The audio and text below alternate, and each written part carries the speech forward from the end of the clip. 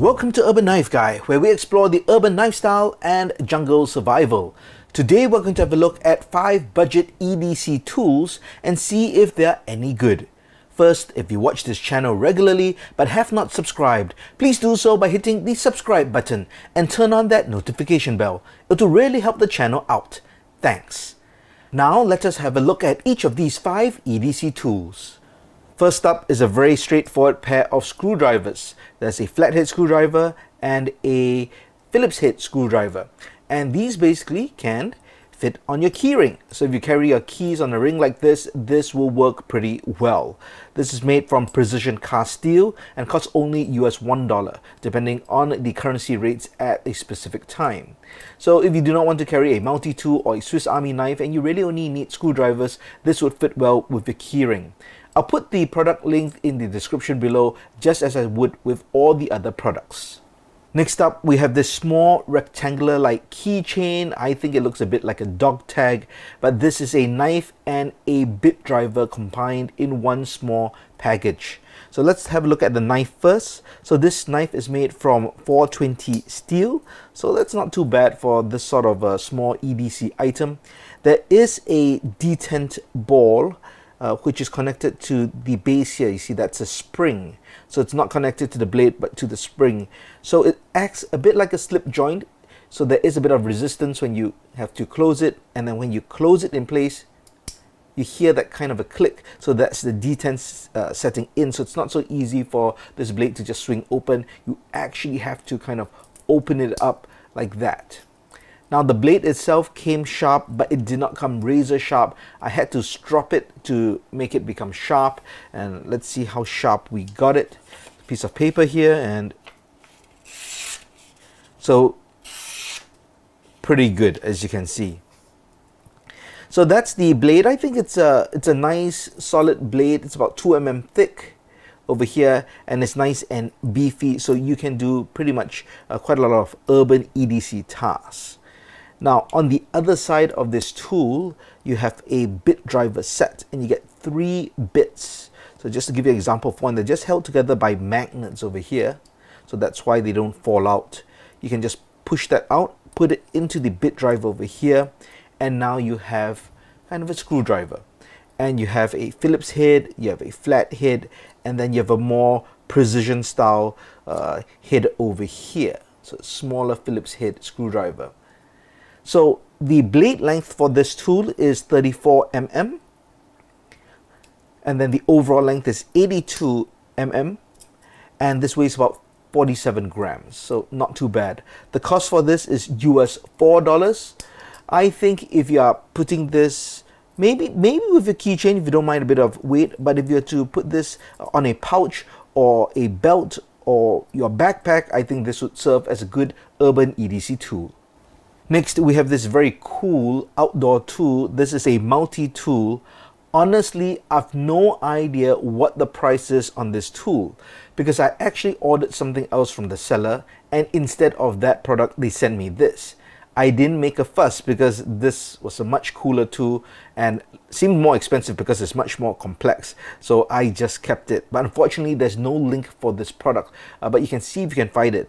The closest thing I could find is something similar with kind of a pry bar, and there's a screwdriver bit inside, but nothing like this.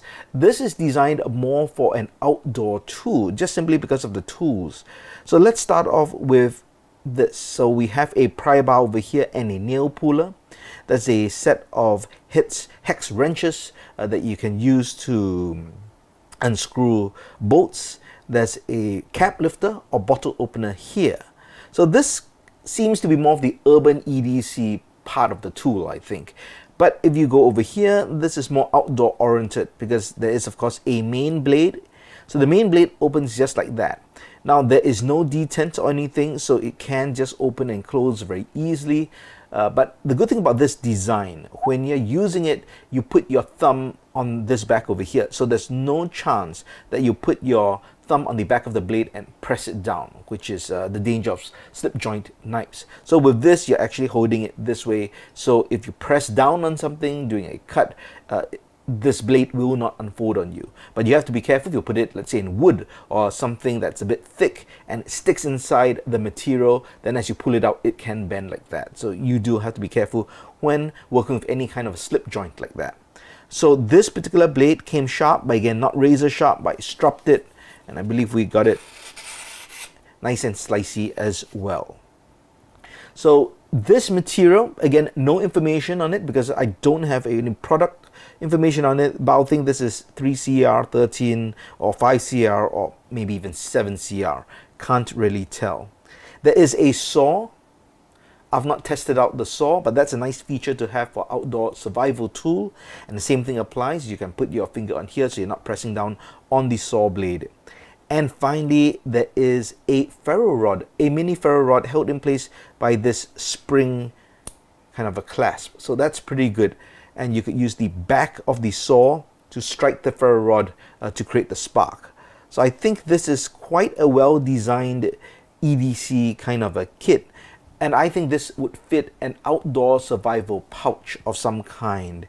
It's nice and flat, doesn't take up too much space, but it's got all kinds of essential tools. The fourth budget tool that we're going to look at is this razor blade kind of knife. It holds a single razor blade, and these are standard razor blades that you can find with utility knives, but it's the design of the stainless steel frame that holds it in place. And when you want to deploy it, you actually have to lift up this section over here because you can see there are holes in the blade. So you have to lift up this kind of spring pin which is holding it down, and then you have to push the blade out and then let the pin engage and lock it in place again. So for the longest time I was figuring out what was the best way to kind of open this, because you have to kind of pull this open and somehow at the same time slide this out like that, which isn't very elegant. Now to close it, you could just pull it and you let gravity cause the blade to drop down. But I found that the best way now to open it safely, and I guess the most elegantly, is to press your thumb over here and your other thumb and first finger over here like that. And as you pull it apart to disengage the pin from this groove, you use your pinky to push up the bottom of the blade like that. All right, and you need to make sure it's straight out, and then once it's there, make sure it engages, and then you can use it. So this is almost like a utility or arts craft knife, but really held in this very minimalistic style frame. Now I think the concept is pretty good. I find that the actual, getting to the blade is a bit cumbersome, but I guess in terms of the design and what's the best way this could be used in the thinnest and most compact and also lightweight package, I guess it would work. If you do not want to carry a folder and you carry something like that, which can come across as just an arts knife. So if you are in a city or a country which does not allow you to carry, folding knives or flippers, for example, but you do need some kind of a EDC utility blade, I believe you could get away with this, because this can be just seen as an arts and craft knife or a holder for the razor blade. But what do you think of this? Let me know in the comments below. Finally, we have this particular EDC tool. It's the Timberline EDC tool. I believe it came with a battle box subscription as well, but you can buy it separately. So this particular, I guess, a tool has its own Kydex sheath. Now it did not come with this Ranger band. I put this Ranger band on myself because this Kydex sheath is open on one side, so it's not really tight. So I put the Ranger band on so that now it's much tighter and this tool will not fall out. So a Kydex sheath is basically thermoplastic formed around the tool, and then it's riveted with a ring in place. You probably want to change the ring. This doesn't look particularly strong, and I think it's a bit oversized for this particular sheath. And this is the tool itself. So it's a one-piece construction. It's got several things. There is a screwdriver over here, a cap lifter, a blade. This can be used as a mini pry bar if you are to put the sheath on, of course. And this is supposed to be a fire extinguisher opener. I guess it's to open a latch of a fire extinguisher. Now, I haven't come across that, but if you know what this is, please let me know in the comments below as well. Now, the blade did not come very sharp, but I stropped it and once I stropped it, again I got it pretty decently sharp. Alright, not as good as the other blades, but still not too bad. In fact, this is the blade that caused this cut over here. And that's the reason why I also put the Ranger bands, because I was trying to put it in, I put it in the wrong way, and it kind of sliced out through this gap over here.